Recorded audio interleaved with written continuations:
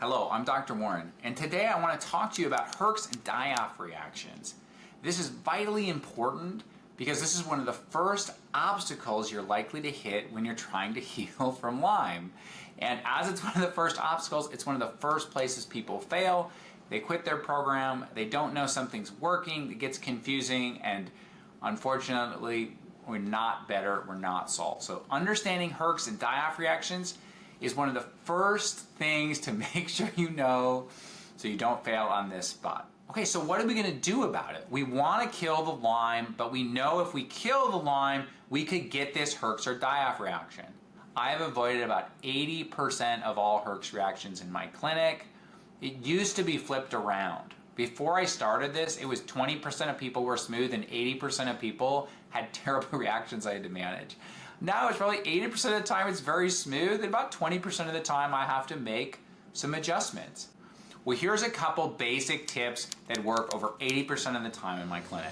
Let's help you through this.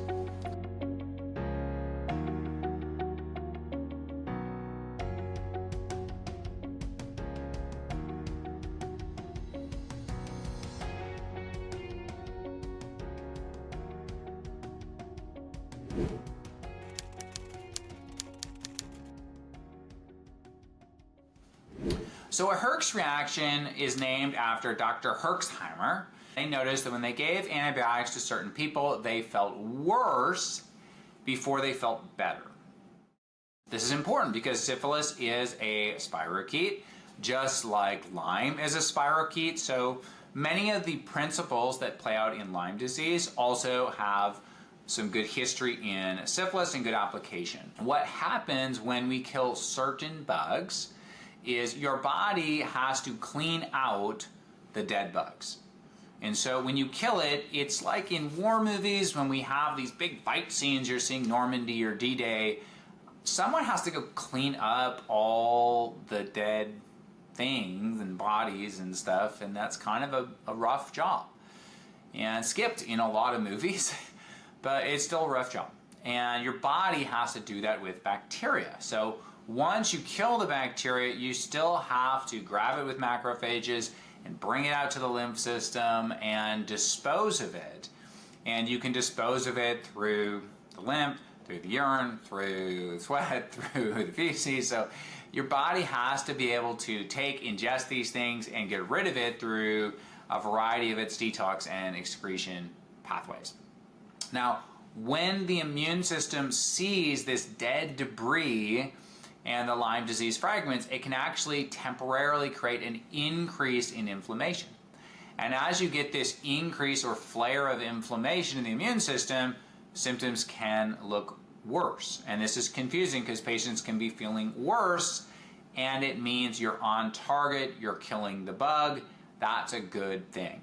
I tell people getting a Herx reaction means we are on target, but it means we're out of balance.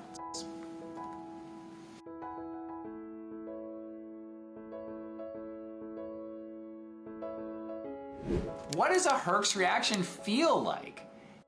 Biggest thing to look for on a Herx reaction, it's your symptoms.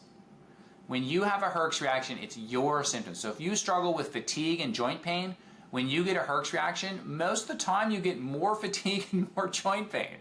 If you struggle with dizziness and brain fog and sleep problems, guess what? When you get a Herx reaction, you're probably not gonna be able to sleep, you're gonna be dizzy, and your brain's not gonna work.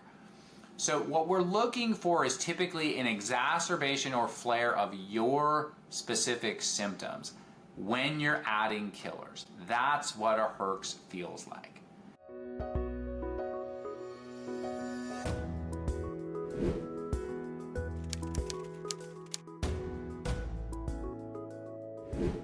So one of the keys I always tell people is we are looking for a protocol that you can tolerate. And I want to stress this because I started early in my career using heavy antibiotic protocols, and the Herx or die-off reactions were so severe, many people quit. And this is a huge problem. So I looked more and more at these Herx reactions. In fact, in my younger years, we would just root people on through them. So it was kind of this accepted way of practice that you just tell people, okay, I'm gonna start you on this protocol, we're gonna go kill it, we're gonna do it, and you're gonna feel terrible. And that means it's working, it's okay. And so we would like schedule people for 2-week follow-ups, hit them hard, and then basically at 2 weeks, just try to like rah-rah them through it. Just say, it's okay, it means it's working, don't quit now, you can make it, go through, you can do it. Now, this, when I look back on it, seems crazy. But it was what we were doing when I first started learning about this. And even when I worked with other doctors, this was their protocol. And as I was a young doctor learning 15, 16, 17 years ago, this was pretty accepted that you just had to push people through these Herx reactions. I cannot disagree with this approach more.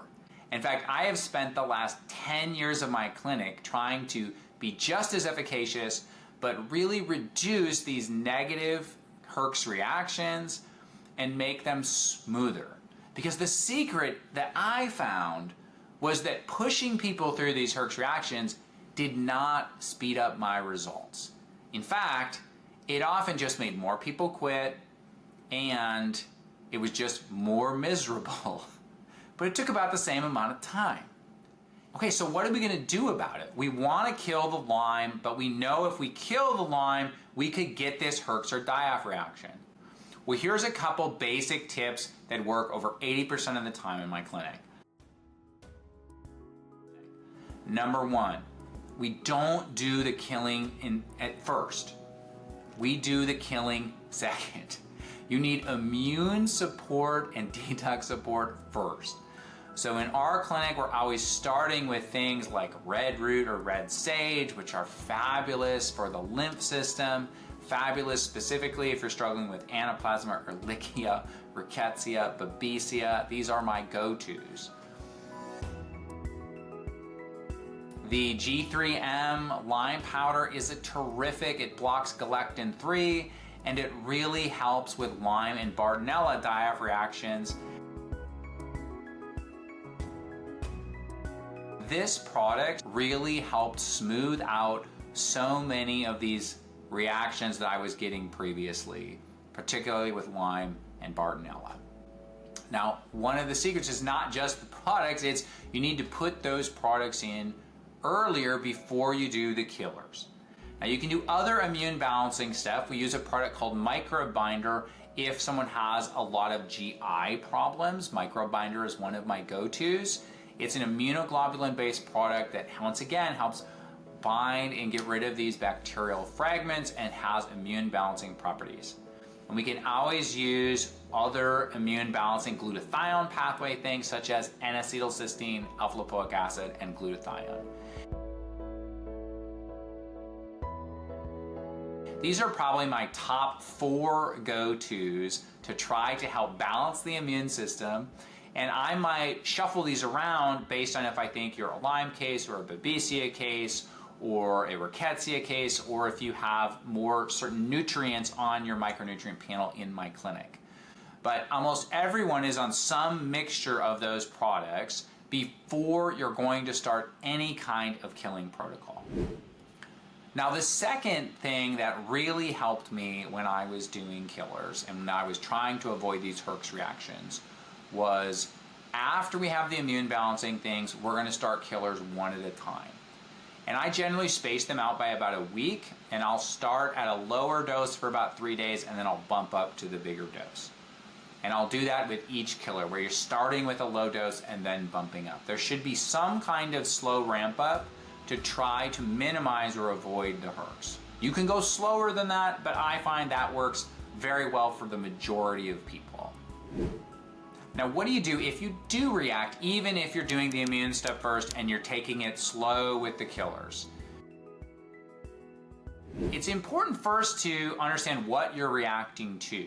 I have so many people who come to me who are using mixtures, products that have 5 ingredients, 7 ingredients, 10 ingredients, and they're having a reaction to it, and there's just too many ingredients in the product for me to understand what's going on. Are you reacting because of a Babesia die-off? Is it a Lyme die-off? What symptoms do you have? Are they gut symptoms? So it's very different if you react to different killers. And this is one reason why I'm such a proponent of doing things one at a time. The easiest mode in my office is if you react to a product, we're gonna take it out for 3 to 7 days, and then we'll try it again at an even lower dose. If you react to a product 2 times in my office, I will probably swap it out for a different one.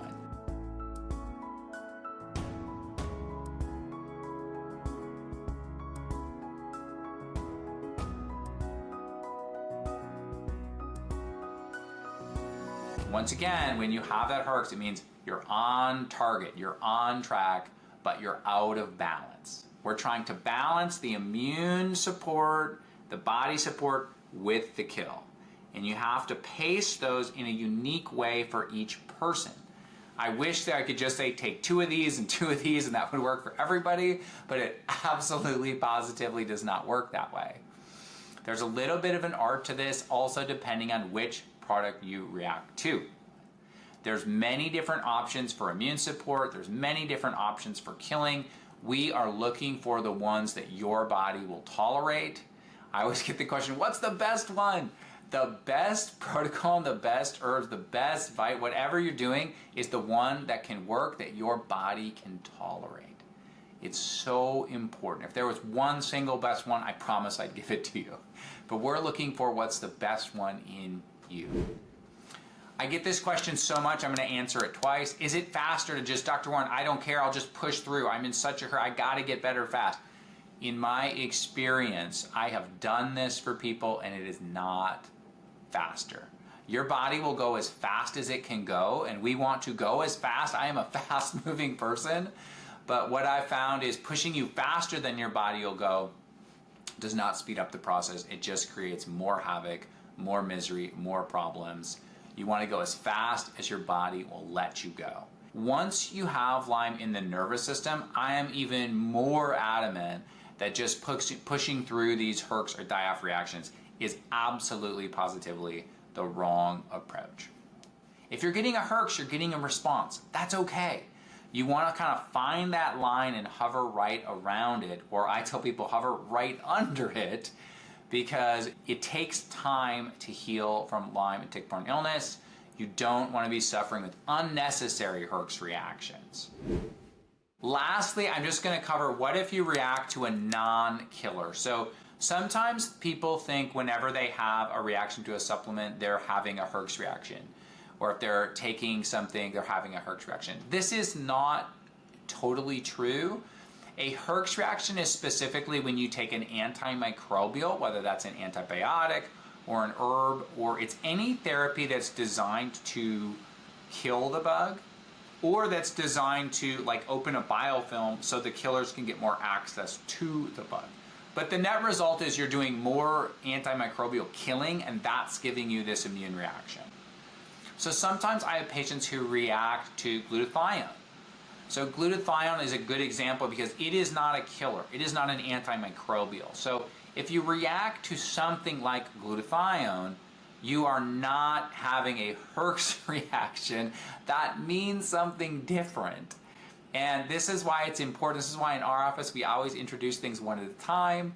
And I always want to know if you had a bad reaction. What did you react to?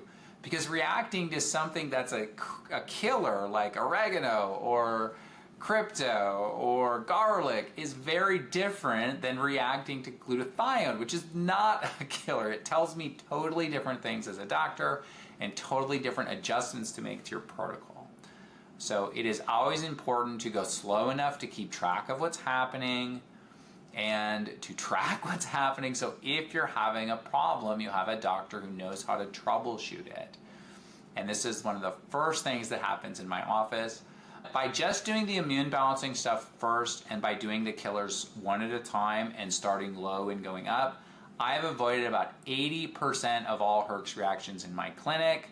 It used to be flipped around. Before I started this, it was 20% of people were smooth and 80% of people had terrible reactions I had to manage.